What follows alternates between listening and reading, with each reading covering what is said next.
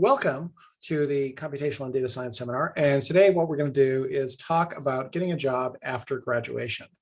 And I often teach a course that's called Professional Seminar, which goes into all sorts of things besides the academic stuff. So part of that's getting a job, other things are writing papers and ethics and interacting with people. But I thought it would be worth spending some time this week doing this because I didn't have another seminar speaker, and I hate to waste a chance to talk with people about this subject. So this is something everybody here is going to be doing, and it's pretty relevant in terms of just career development, about how we start thinking about our careers and how we move into the next stage beyond it. So I think it's first of all important to note that you're not going to be a PhD student forever. You will graduate and you will move on. And this is like one part of the career that you're going to be going through. So let me start by saying there's something like 4 categories of jobs that you typically get with a PhD. And there's a special category for people that just get a PhD and then move on called a postdoc.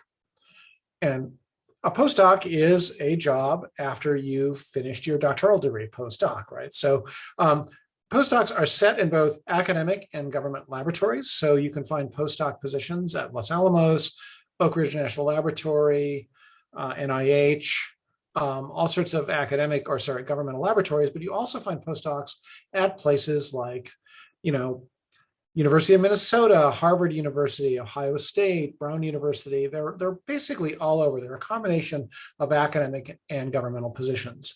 The thing that distinguishes postdocs from other jobs is they are term appointments. So they are typically 2 or 3 year positions. And the 2 or 3 year positions are, usually there's not a possibility of renewal, but they're a research focused 2 or 3 year contract position, usually funded by grants. So postdocs are great experiences for people that want to go and get additional research experience. In academics, they're kind of the equivalent of going and doing a residency in the medical field, right? So it's roughly the equivalent of, I'm going to go get a job right after I'm finish my medical degree and work as a scientist for 3 years. They pay generally pretty well. They're not going to pay as much as a regular academic position, probably, and they're not going to pay nearly as little as you get as a grad student. But the big advantage of them is you're working just on your research or just on possibly a new research project, which gives you a chance to really focus and get additional publications out, which is critical for being successful.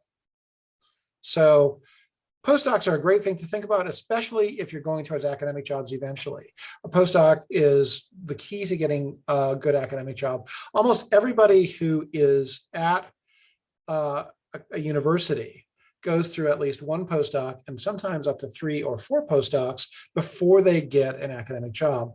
I personally went through a 3-year postdoc at Naval Research Laboratory, so I did a governmental postdoc, but it gave me a lot of experience in terms of understanding how to do research. It gave me some extra publications. It let me work in an environment that was perhaps a little lower pressure than being a grad student, but still extremely valuable.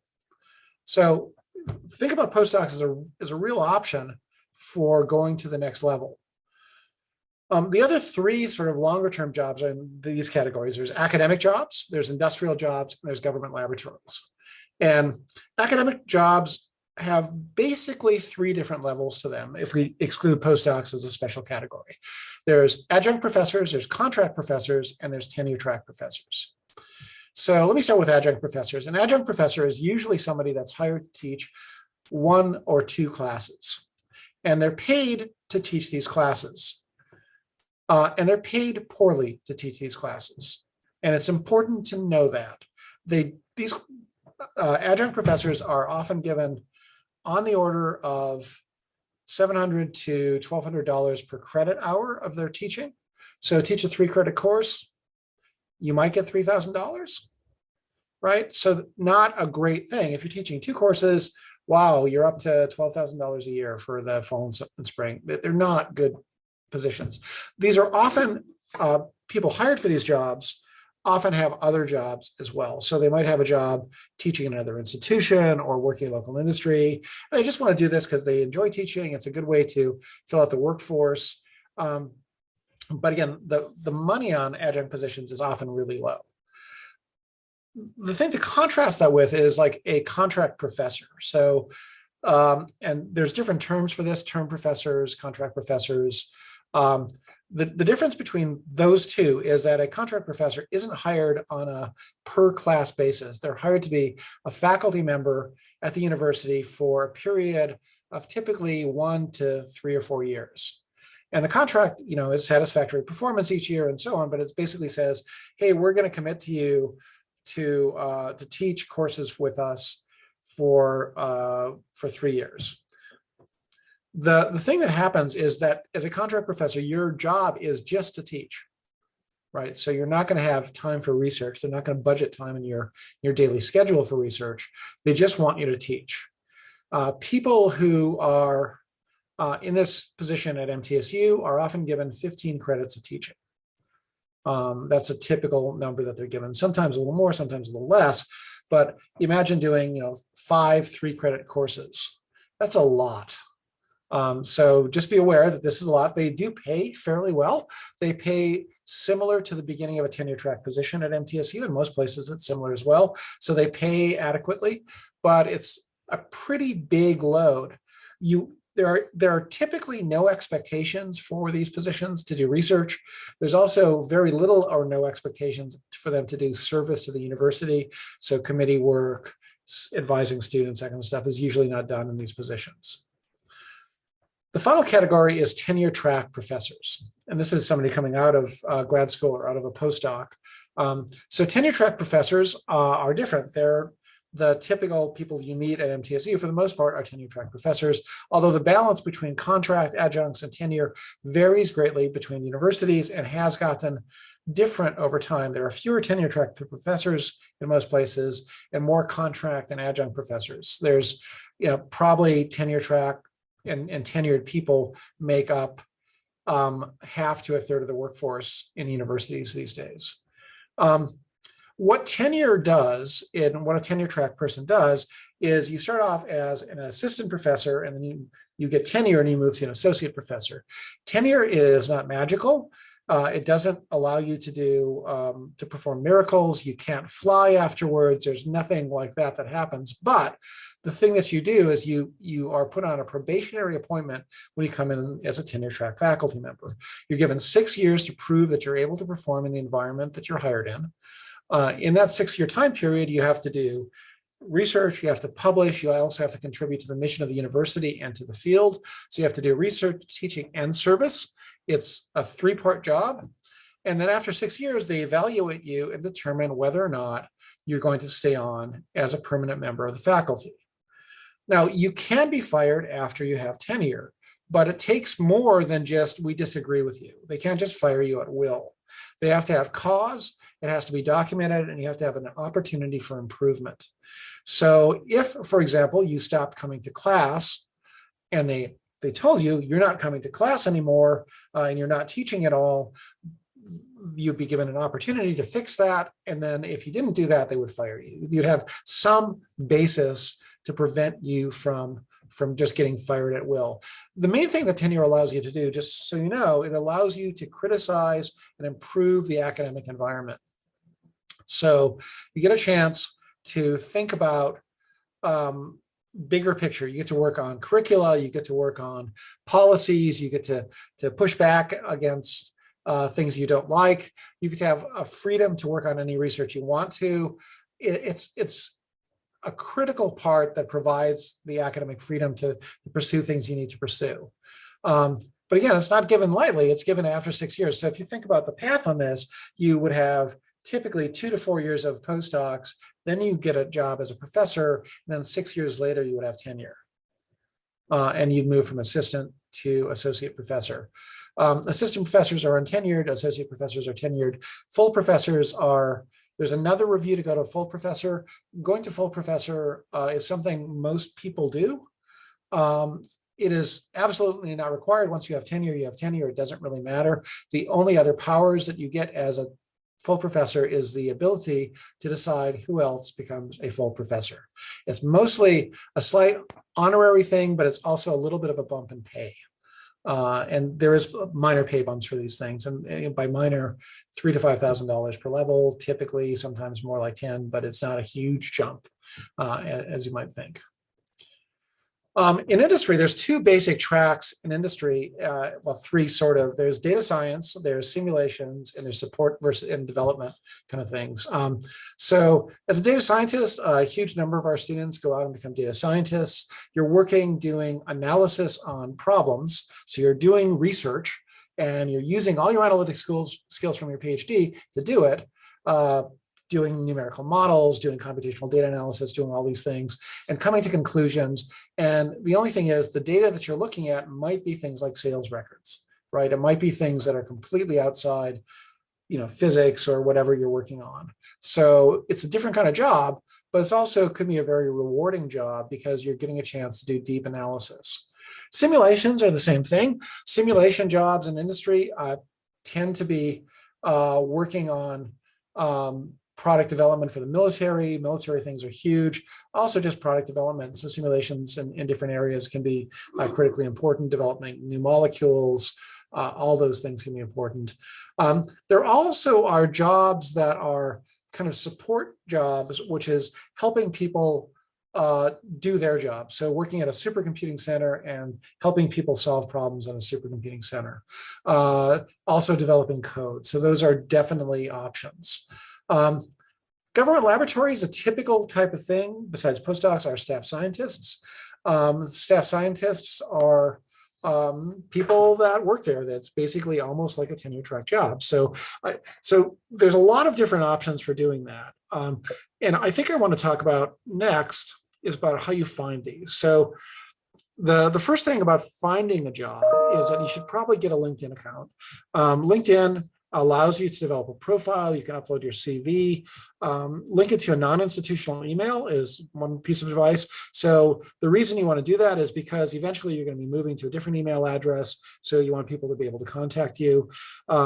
Set up a professional email that's at a non-institutional place, like do something at Google or Proton Mail or whatever. Just get a setup so it will follow you throughout your career. The next place you end up getting jobs or getting job advice is from connections and collaborators and friends. So going to conferences and talking to people really matters. This kind of networking idea can really be helpful. Meeting other people at other institutions, having them tell you about job openings. That's a great way to find jobs.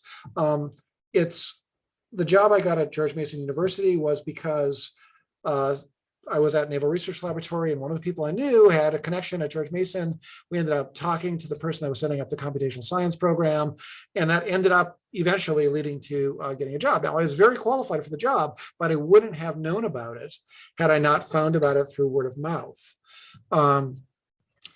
If you get interested in applying for a job at a specific institution, for example, you want to stay in a region or want to go to a region, every university, every place has their own HR website. And the HR website for us, I think is like mtsu.edu/jobs or something like that. I don't even know.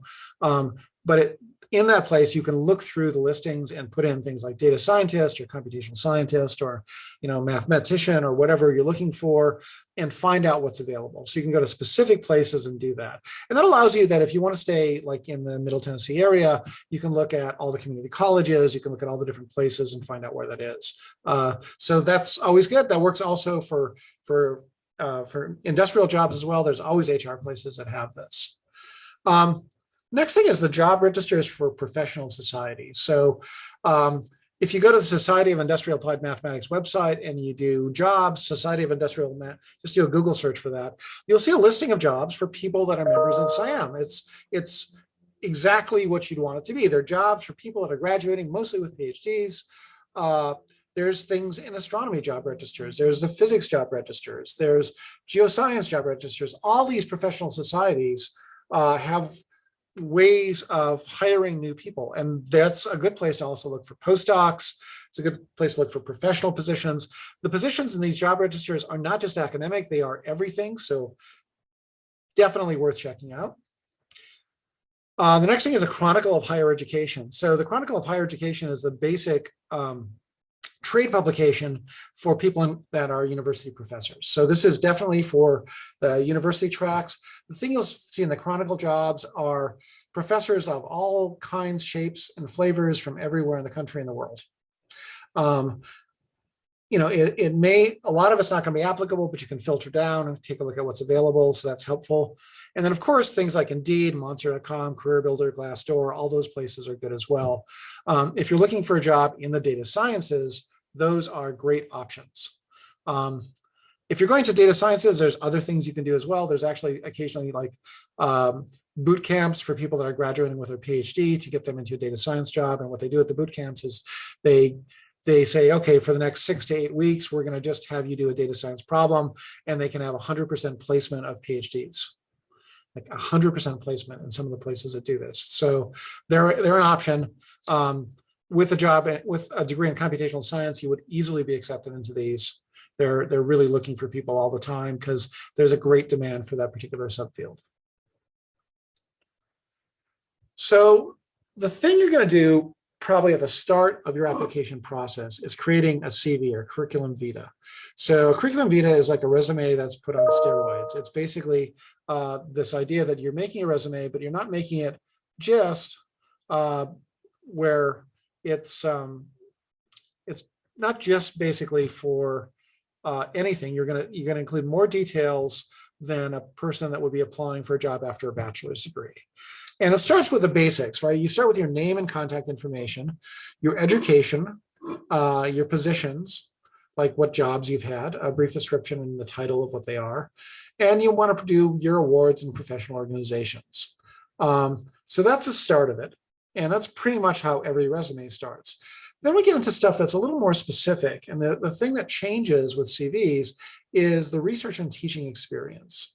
So in addition to the positions you've had, you want to talk about your research, and that includes the grants you've worked on or obtained. Now, as a grad student, it's unlikely that you're going to be a PI on a grant.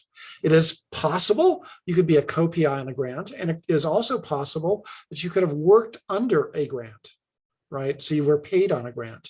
So if those things are listed, you could say, I worked on this grant, and as a student worker or as a student graduate assistant, I worked on this grant. That's good to do as you're first getting out. The next thing is a category of refereed publications. Some people break this out into two groups, other people don't. So the two groups would be journals versus refereed conferences.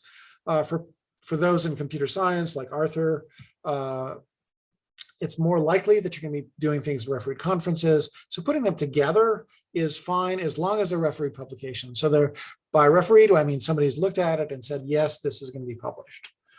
The next category would be seminars and conferences where you have published abstracts. So what I mean by that is I actually have, just the abstract and title are published, not an entire paper. They may not be refereed, but listing them as things where you have an abstract published. This is usually associated with a URL so people can look them up. The final category is seminars or colloquium you're giving. One of the really pro tips I'd say that as you're looking out for jobs, you want to be giving talks elsewhere. And the talks you're giving can be at conferences, but they can also be at other institutions. Like Austin P might have a seminar series in mathematics. You could probably ask them, ask the department, hey, I'd be interested in giving a seminar up at your university. Would you be willing to let me do that? And if they have a seminar series, they're going to say absolutely yes. As somebody who runs a seminar series, getting people to talk is hard. So going and contacting the people in the department and saying, I'd love to give a seminar, they will be thrilled. It might be the next semester, but getting on the list is easy, and getting that in. It also is another line for your resume. It's another line for your CV. So it gives you experience talking, it gives you additional connections, and you're also adding it as a CV. It's a triple word score, right? If you need money getting to this, I can try and help, but often they pay you to come and talk. or they at least pay for at least reasonable expenses, like to Austin P, you'd probably get lunch, maybe, and you maybe get gas money or not, but even so, you'd be able to go. So it would be a good experience. The next thing is teaching experience, and teaching experience is slippery, but the thing you can do is to talk about the courses you've taught, right? And you can list things like I've taught, Math 101. The role that I've taught it in was the instructor of record, and I taught it these semesters, and you can just do a short paragraph to explain what that was. What is the course? What was your role in the course? And how many semesters did you teach it, right? You can put course evaluations in this if you want to. It is not necessary. It's not always standard, but you think about that if you think it's particularly noteworthy that that's something that's going on. I think MTSU's course evaluations aren't usually good because we have a low response rate, but still you can think about that. The other thing you might put in this category, and this could go up in the research as well, is the idea of public talks, right? So the public talks come into this as well. Thinking about how to talk about different things. By the way, if you have questions, just interrupt me, please. Or just throw something up in the chat. I'll try and answer it that way. So the idea of public talks really matters as well. It just shows that you're doing things. And again, giving a public talk is pretty easy. Going and you can ask people and say, I'd like to give a public talk at the library, or just, we're often looking to do outreach. It's a good chance to do that. So the seminars and the public talks, you have a lot of control over. Going to conferences are great. The more lines you have in your resume on these things, it's really good. And the thing that matters a lot when you're first getting a job is the refereed publications. So the more refereed publications you have before graduation, the better your odds are at getting the next gig. So shouldn't just be a counting game, but initially it's just a counting game. It almost comes down to just counting the number. 0 bad, 5 really good, right? So think about those kind of numbers. 2 or 3 is like, okay, so think about those numbers as you're applying for the next thing. Augmenting them with other things like published seminars does help though.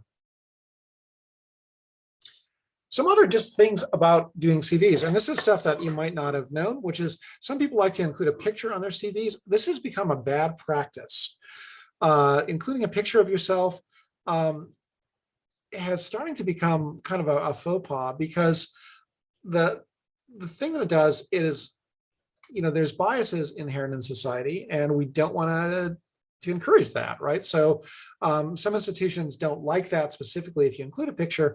In other places, by including a picture, you might be helping contribute to this environment of bias, and you don't want to do that. So just avoid including a picture of yourself. It doesn't really matter, in terms of the job, so don't do that. Make sure to spend a lot of time typesetting the CV. It has to be extremely clean and easy to read, free of typos, and no grammar errors, right? You can't have grammar or spelling errors in it. If you do, it is strange what people lock onto. There are people that are on search committees that will reject you if you have too many typos, or even one. They'll view you differently if you didn't bother being perfect. So be aware of that. There are Nazi grammar Nazis out there that just really hate actually having anything that is wrong. As somebody with dyslexia, I hate this. I really hate having to have perfection in terms of spelling and typos, but that's the standard of the field, and that's what we have to do. So Grammarly is my friend right now. It's something that I pay the subscription money on my own and get that, and it's helping me a lot. Definitely, you can include things in your CV about other relevant activities. Avoid religious and political things for obvious reasons. The exception might be that if you're applying to a school like Belmont that literally requires you to be in a church, you might want to include that. But generally, it's a terrible idea to include those things. Because there's always people looking for reasons to reject you, so avoid adding anything like that. you want to definitely include any professional and university or community service. This is harder to do as a grad student because we don't ask you to do committee work because that would just be mean, right? So we don't do that. And but including that is a good idea later on. So I'm going to, yeah, let me go through this first and I'll bring up my stuff in a second. So for a lot of cases, when you're applying for academic jobs, and this could be after you do a postdoc, or it could be when you're first going out into the field, if you want to go directly to an academic position, you have to create research and teaching statements. So our research and teaching statements are different than your CV. Your CV is mostly objective data about what you've done, listing what's happening. But what our research and teaching statements are, they're typically 1 to 4 pages long, maybe each. They're used to evaluate your potential as a researcher or as a teacher. And they should explain what you have done and what you will do. The thing that people fall into is being overly vague. And again, you have to have 0 spelling and grammar issues. So let's talk about the teaching statement first. So the thing you want to do with a teaching statement is have an overview of your work that can be read by somebody in your immediate, outside your immediate field. So if you're applying to, a physics department and you're an astronomer, you want to make sure that the people that are working on, quantum theory or working on, material science or whatever they are can read what you're doing and can understand what you're up to. Not everybody's going to have exactly that subdiscipline, so you can kind of limit that. If you're applying to a math department, not everybody is doing graph theory, right? So making sure that the person from the outside can read what you're doing is really critical. So, typically you include 2 or 3 subtopics about what are your research projects. You can talk about these in terms of papers you've written. Although one subtopic could be multiple papers. Mute you, Mohammed, sorry. So be, and the other thing is you want to be forward looking on your not only what you've done, but what you intend to do. So thinking about images, think about what you're going to be doing, talk about what you've done already, but you have to talk about what you're planning on doing if you get the job. So images, graphs, and color are helpful in these things. So it's useful to think about that. Teaching statements are similar to this, and the teaching statement I'm going to say is like the thing people do in teaching statements are they often go from a really deep philosophical, and it always starts out with, I believe students learn by doing. And honestly, if I ever see that ever again in a teaching statement, I'm going to scream because I read lots of these when I'm looking at people applying for jobs. I hate that. It's not because it's wrong. It's because it's just so obvious. I don't know. It's just completely obvious. So it's better to talk about your teaching approach. And by that, I mean, in my class, students are required to do group exercises and then explain why you do that and what are they doing. So talk about specifics.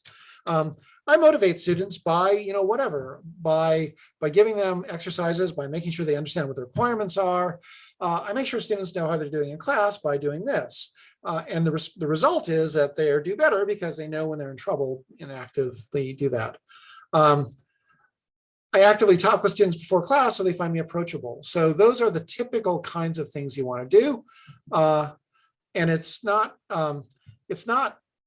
really rocket science, but being concrete is much better than being abstract.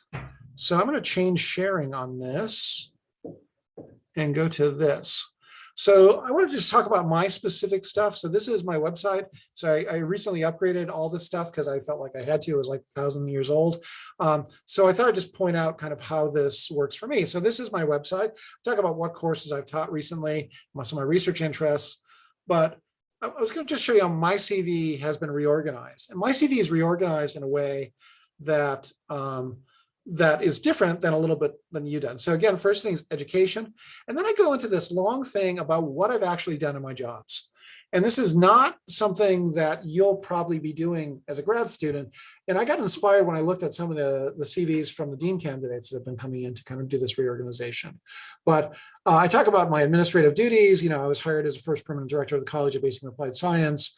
It has faculty members from 8 different degrees. It goes on. Then I talk about recent accomplishment or selected accomplishments, develop collaborative relationships with 8 departments, manage travel resources, $1 million budget over 11 years, improve the curriculum, done these different things, and contributed to moving MTSU from Carnegie 4 to Carnegie 2 through graduating students and recruiting new faculty.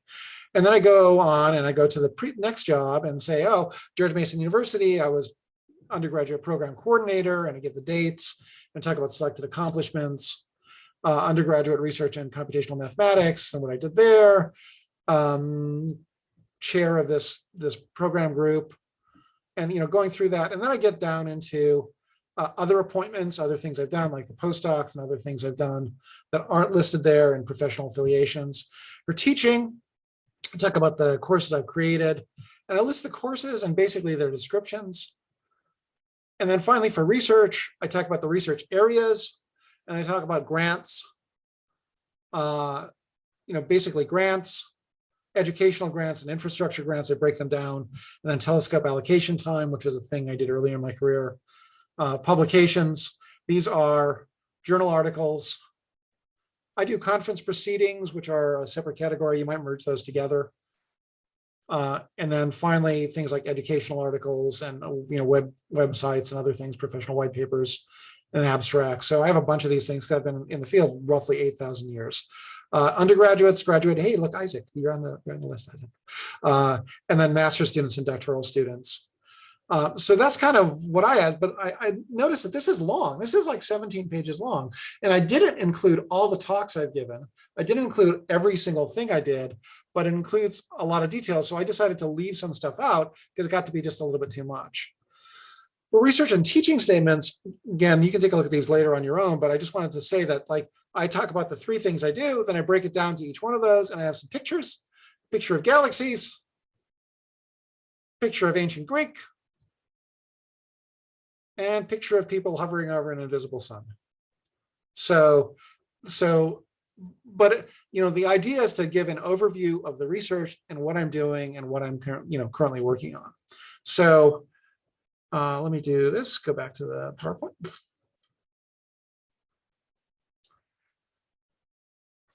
So any questions on the CV stuff?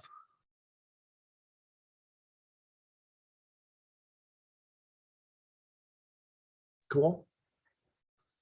Yeah, again, if you have anything, just put in the chat too. So the next thing, like after you've developed a CV and a teaching statement are generally pretty universal. You might want to do some tailoring to the institution, but not that much. But if you're applying for a job, you want to research the institution you're applying for, whether it's a school, company, whatever it is. You should know some things about it. Are you going to be just doing undergraduate or graduate? Is it mostly research or mostly teaching? If it's academic, what kind of freedom do you have to pursue your own projects? Because that's going to influence your research statement. If it's not a research-oriented thing, or you're not going to have freedom to research, if you're doing something like that is in industry, they don't want a research statement because they're going to tell you what to do. They're going to tell you what you want to do. So you don't need that for that job. You should be researching the job. You should figure out who you're going to be working with and what they do. You should find out what your duties are going to be. Research the city and the region that you're applying for. So what businesses are in the region? Why this matters is that you need to know what the competition is and what your opportunities are for collaboration outside the university. You should know the people in the university and the community around you as well. What other programs are in the area, both at the university and also in the surrounding areas. For example, if you were applying for a job at Vanderbilt, it would be really good to know that Fisk University is there, right? Because it's possible collaborations. Collaborations with other places matter. Understanding where MTSU is in the state architecture, like, oh, we're a state university, we're the biggest undergraduate school, we have graduate and undergraduate programs, which is different than Austin Peay. We're a little different than Chattanooga because we're larger. We're not the University of Tennessee, Knoxville. We're located in a region that has not that many business connections. Knowing all those things matters when you're thinking about the job. And then thinking about how you fit in this job. So why are you qualified and why are you competitive? You need to know that yourself. And you need to understand how you're going to make that work. Because if you don't, you're going to be having a very difficult time convincing other people that you should get the job. So the next part of this is the cover letter.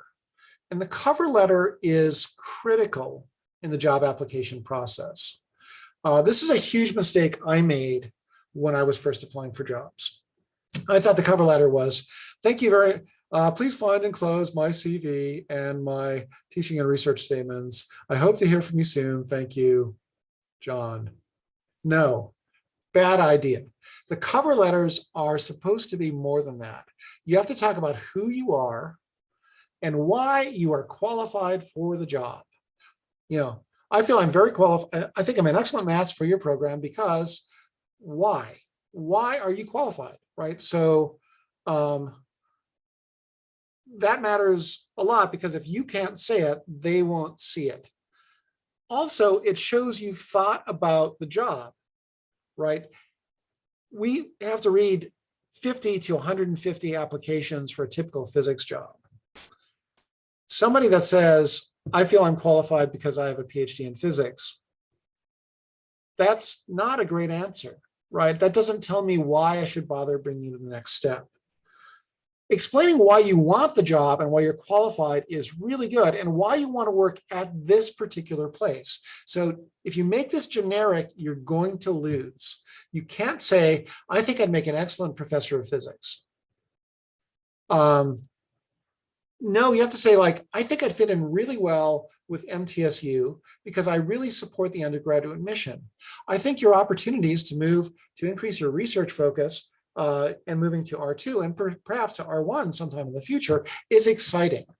I'd be very interested in looking at the possibility of collaborating with the computational science program and perhaps even looking at the master's degree either internally or developing something with, whatever. So explaining why you want to work at this place, being specific, and why and also I'm qualified because I'd fit really well because I really have a value for undergraduate teaching. And you have to tell them why you should fit into the job. So the cover letter is the part that people, I think, really fall short on most of the time. And it is the difference between getting an interview and not getting an interview. So I'm trying to think what else I can tell you about this. Typical cover letters are maybe 1 or 2 pages. 2 pages is pretty good. You could go to 3, but don't be overly verbose. But on the other hand, make sure you cover these points thoroughly. A couple paragraphs on why you're qualified, who you are, why you're qualified, talking about why you really think this is a great job for you matters. Why it would be a great job for you and why you think you'd fit in and why you think you'd be able to contribute to the mission of the university. The next part of this is something that it's important that the committee that's searching for the job may or may not read. And if they throw you out because you have a bad cover letter, they're not going to read your letters of recommendation. So you have to get to the point of them requesting the letters. Usually, sometimes they want the letters ahead of time. It depends a lot on the positions. Postdocs, they often want the letters ahead of time versus like applying for a faculty job, they only request that later on. So when you're doing this, the first question you should ask from a professor or whoever's going to recommend you is, can you write me a good letter of recommendation? And put the word good in there. Right. So put the word good in there because you want to actually make sure that the letter that you're writing, that you're getting from them is a good letter. The next thing you want to do is provide the recommender about the information about the job. Like you can write a generic letter. And I've done this in the past where I've written a letter. Hey, this student is really good. I think they would, that they're very successful. They talk about the traits of the student. But it helps if you can say, well, yeah, this person, for your job, I see that this job is going to be working as a data scientist. This person has excellent Python skills and strong mathematical abilities. They can analyze problems effectively. I can tailor my letter based on the type of job that's going to be there. And the other part of tailoring the letter is getting a copy of your CV. So if you think of the CV as a first step in the process, giving them a copy of the CV is critical so that they actually understand what you've been doing. It is absolutely legitimate to suggest things that you might have them that you might want to have them mention. When we're looking for stuff, you might say, well, the thing I'd like, if you wouldn't mind, could you mention the fact that I was, in your class? And you can mention the fact of how that I felt like I did a good job leading that group project. So if you wouldn't mind mentioning that, would be good. And if you wouldn't mind talking about my analytic and computational skills, and it's okay to kind of guide these things. Now, there are people that actually have you write a draft of the letter or fill out forms. That's great too. And the reason we do that is because we want to make sure we're tailoring a good letter for a good student. So understanding what the expectations are and what would help you the most is great. Obviously, giving guidelines and submission instructions, make sure you give at least 2 weeks notice. Otherwise, we could explode. Our schedules don't have a lot of free time. So making sure you give time ahead of time. And by the way, remind them as well. If it gets to 2 days before and they haven't done it, just don't feel bad about reminding them to do this.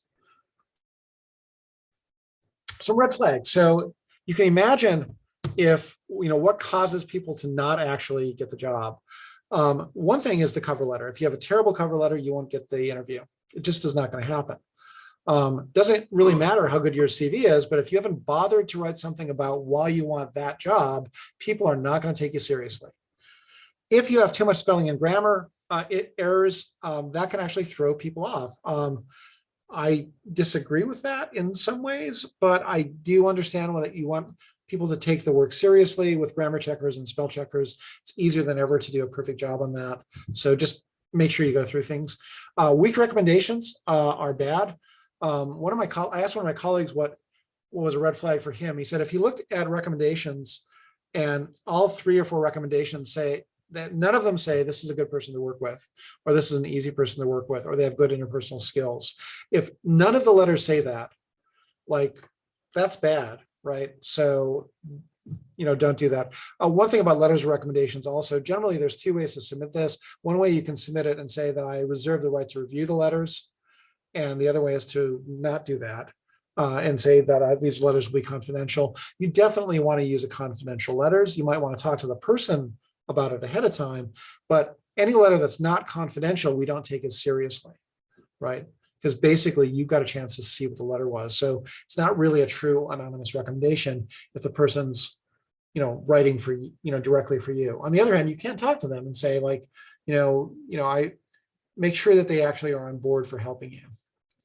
The last one's kind of weird, like too little, too much, or too little personal information. Going too far with personal information can be bad. Mentioning in your cover letter things about your family or, again, political, religious, those types of things. Those are bad ideas because they do flag some people more than others, and we don't want to do that, right? And we're trying to judge people by their merits. So anything that adds to that noise isn't helpful. And it is noise. It's really not what we care about. So just adding to the noise doesn't help you.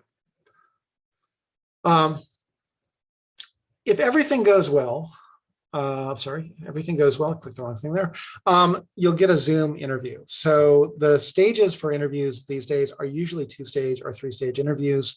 This typically starts with a Zoom or phone interview. I'm calling it the Zoom interview because that's kind of what everybody does now. And if you get that offer, this is a time when you really have to kick your homework up into high gear. So you have to think about reviewing the material about the job and the place and the fit. So anything that you learned about the place you're applying to, you need to go back and review, and you have to do additional research to find out what things about it. So when I was looking at this job in particular, there was a severe financial issues 2 years before I applied for the job. There was discussions about closing the physics department.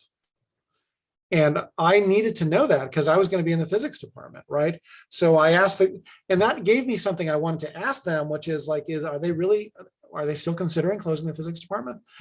That did 2 things. Number one, I put my mind at ease when they said, no, we got through that, everything's fine. But the other thing is it made them understand that I was serious enough to Google them and do the research on them. So that matters as well. when you're doing the interview, you're going to know who you're talking to. You're going to know who's on the search committee. You need to know more than just their names. You should hopefully be able to recognize their faces, which is available on most websites. And you should also be able to understand what research they've done. You can make little cue cards or whatever you need to help you on a Zoom interview, but knowing who you're talking with matters. Knowing that that person's from the physics department, that person's from mathematics, oh, this person is from computer science, that can make a huge difference in how you answer questions and how you think about the questions you're being asked. If it's an academic job, understanding what you want to teach and what you could teach, and don't be generic about this. Know their course numbers. Like, know that there's a data 6300 course. Know that there's a computer science 1170. Knowing what those courses are specifically is great, because again, it lets you know that you're serious, lets them know you're serious about the job and you've done your homework. You shouldn't say that you want to teach every course, and you shouldn't say you want to teach only graduate courses or only undergraduate courses or only anything. Say, well, the courses I'd be most interested in teaching are this. I'd also be interested at the mid-level teaching, these courses, whatever E&M, I don't know, data structures, whatever the things are. And graduate courses, the things I'd be most suited for are these things. I probably have the hardest time teaching these courses, whatever they are, probably compilers. If you're a computer scientist, that's the standard answer for everybody. Nobody wants to teach compilers. But the other courses I could teach if needed, so being flexible, but also having preferences matters. Knowing the place you're applying for, we've talked about writing out the questions you think they'd ask. So on a Zoom interview, they're going to ask you, what are your strengths and weaknesses? They're going to ask you what kind of courses you want to teach. They're going to ask about how you would manage whatever it's going to be, thinking about the particular job and how that would fit. And then practice those answers. Write out the questions, practice the answers, right? Think about how you're going to answer. When you actually do the interview, dress professionally, at least, from the camera, right? I have a solid internet connection and camera and audio. Pick a quiet place to do this. And the other part is figuring out what questions you're going to ask them, right? So thinking about the questions you're going to ask them. A couple things about this. So one of the things you definitely want to do is apply to a lot of places. Customize your application, research the positions, but every place you apply to, you should take seriously and go to the cover letter. That's going to increase your odds dramatically. It's better to apply to a dozen places you've researched, seriously and written good cover letters for than 50 places where you write a terrible cover letter. Don't take your rejection personally. Typically, we get 50 to 100 applications, and sometimes 150 or 200 applications for each open job. And you may not be the perfect fit. You can cut through the noise a lot by your cover letter and your Zoom interviews. That gets you through a lot of the stuff, but sometimes it just isn't the right fit, right? So thinking about the cover letters, the things you have control over are what you say in those areas. If you move to the next stage is the in-person interview. And again, research every person you're talking with. This sounds roughly like cyber stalking because it is roughly like cyber stalking. You want to look at their CVs, their resumes, what you find out about what they're doing at the institution. Thinking about the campus and institutional layout really matters, so you can find the building you're going to, right? So make sure you have at least a layout for that, prepping the maps, the parking, the logistics of it. And the next thing is preparing an effective interview talk. So an interview talk is usually a research talk about some of the things you're working on. Make sure you know the audience, make sure you tailor it for that audience. So, and then hopefully, things go well. Always be polite, always be personable, be professional. The interview processes, for some jobs are 2 days long. If you're applying for an academic position, you come on the morning of a Tuesday and you leave Wednesday night. So you're often staying a night in a hotel, maybe 2 nights, maybe the night before your interview starts. But thinking about who you're going to be talking to, how you're going to answer the questions, preparing yourself for this matters. This is all about soft skills and figuring out how to get ready for it. I guess the bottom line is you have a lot of control over this process. And a lot of people do this really badly. A lot of people come in and don't do good cover letters and don't do good Zoom interviews. And that's great for you because you can do better, right? You can do a lot better than they are. So I'm going to end discussion here and I will answer questions. So yeah, questions. Thank you, Doctor. Yeah. And the first thing is that I want to ask, I wanted to check the D2L to check the past video we've done. I couldn't find Yeah, so the past video isn't uploaded, and it's because I have to do some editing before I do that. I'm going to work on that this week and try and get this video and the previous video uploaded. Okay. Okay. Yeah, it doesn't record automatically to D2L. Okay. So Okay. I'm just going to work on that and see if I can fix it. Okay. Thank you. Yeah. I had a question about the cover letter, Dr. Wallin, on the PowerPoints. Yeah. You mentioned one of the points of like, who are you? Like, what exactly are, I guess, is So, looking for on that? Yeah, so the typical thing would be, I'm writing this letter to apply to become a postdoctoral fellow at Oak Ridge National Laboratory. I'm currently a graduate student at Middle Tennessee State University in the Computational and Data Sciences PhD program. This program emphasizes the interdisciplinary nature of whatever. My particular research is on computational chemistry. So talking about where you're coming from matters. So you don't have to go into huge personal details, but you need to talk about, a little bit about your background and how that's going to fit into the job that you're applying for. So, I mean, the typical things, I guess the stuff I write in my letters are always, I'm writing this letter, think about recommendation letters more. I'm writing this letter to recommend Patrick to become a postdoctoral fellow. I am currently the director of the Computational Data Science program. I've been in this position for 11 years. In your case, you'd probably list when your graduation date is, talking about your research, talking about whether, talking about the publication, I've had several publications in the area relevant to this field. I think I've had sufficient teaching experience if that's relevant to do this. So that would be the starting paragraph. The opening paragraph is all about you. And the next paragraph is about why you're in, why you would fit into that. So thinking about that structure, let me go back to,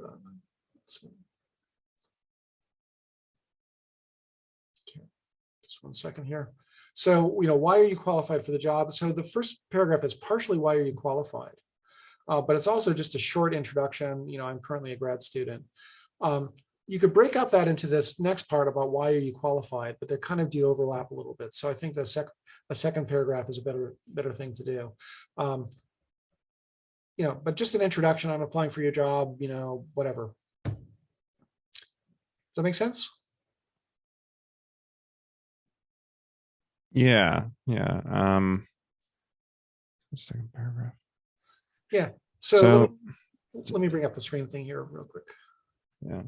So I guess it's better to shift from like research and publications to this leads me to believe that I'm qualified for the job because right. So the qualified for the job part is maybe talking a little bit about your research. My research has been on this. I've had several publications on this. So you're kind of recapping some of the data from your resume.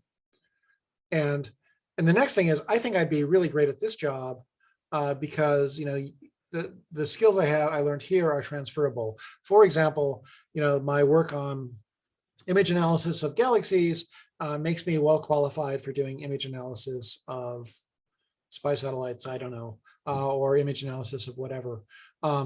So talking about the skills, I have strong computational skills, which should transfer over to your project. That's always good to say. My mathematical analysis skills are excellent. And I'm also excited to work at this place. This is known as a national leader in this, so talking about those two things is how I would do that. There isn't any really hard and fast rules, but you have to kind of cover all four of these things in the cover letter in one way or another. Okay, I also have a question. Yes. I have like 3 questions. Let me ask the first one. Okay. For example, there's some what is it called? CV that I saw maybe online, Mhm. and maybe for example you don't have an experience on that particular job before, but you have the skills. Maybe just acquire some skills. Right. So Yeah, yeah, skills. It yeah, depends on the job you're applying for. So if you're applying for an industrial job, yes, skills are more important than important. if you're applying for an academic job. So So if you have experience with TensorFlow and Keras, yeah, absolutely. If you're applying for a data mining job, that's absolutely critical. okay. So the question I want to ask towards that is that, for example, is it good for you to put some of the courses related to what you've done so far in your That's CV? absolute. I think for people at absolutely. So if there are relevant courses for a particular, and this might be something you vary between jobs Yes. a little bit. So so you might tailor your CV a little bit, but saying that you've had a course in deep learning and cloud technologies, that says a lot, right? That tells the people that you're not a novice at this and you have some experience actually going through it. So yeah, I would definitely do that in some cases. That's so it varies. Again, it's going to vary a little bit between the jobs. So I would definitely do that if you had a job that was going to require you to do that. If you're applying for a data scientist job and you've taken the cloud tech course, yes, Okay. absolutely. That's well. The second question is, for example, maybe I'm applying to a school, maybe academics, Mhm. and for example, there's a particular courses I've taught so far, and is it a good thing to put maybe a little out of the outline in your CV if the school did not require you submitting a cover letter? So say that again one more time. I just have just a little bit on my Okay. side. I Yes. said, for example, maybe you're applying to a school, maybe to teach or to lecture. So obviously, they did not require a cover letter. So in your CV, is it advisable to put a little out of the course outline of what you've taught so far? For example, maybe they are looking for a tutor towards, I mean, maybe a lecturer to teach calculus, maybe calculus, Uh-huh. or calculus 1, calculus 2, and you applied. So is it good for you to put part of the outline at which you've taught so far in that calculus? Yeah, absolutely. So things like what courses you've taught if you're applying for an academic job, like you're applying for a community college or undergraduate predominantly job, and you've taught those courses, that definitely should go in the cover letter. I think I'm really well qualified for doing that. Most jobs don't require, jobs may not say they require a cover letter, but you should always Yes. write one. You should Okay. always write one. Okay. Yeah, Okay. always write one. Okay. And just make sure it gets submitted as part of the packet. It could Okay. be supplemental materials, just whatever they allow, but find out how to put a cover letter in there so that people can review it. Okay. Thank you. That's my question.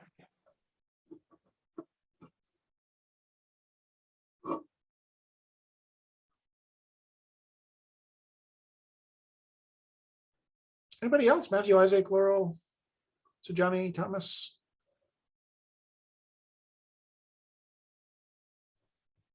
I guess I have a personal question. You're talking about the 4 different types of jobs. Yes. Can we go back to that 4th one and go into a little more depth? Yeah. So the difference between industrial and government laboratories. So industrial laboratories are places like Amazon,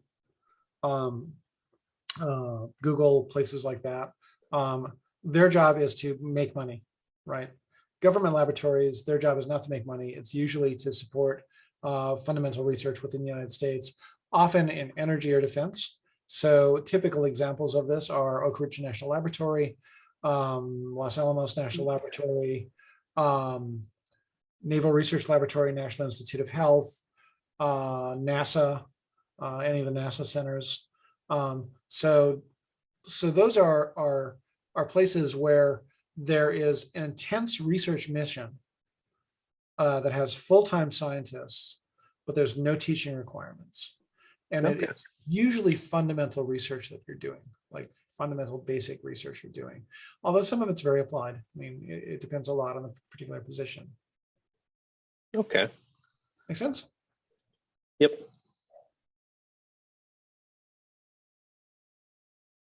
Anybody else?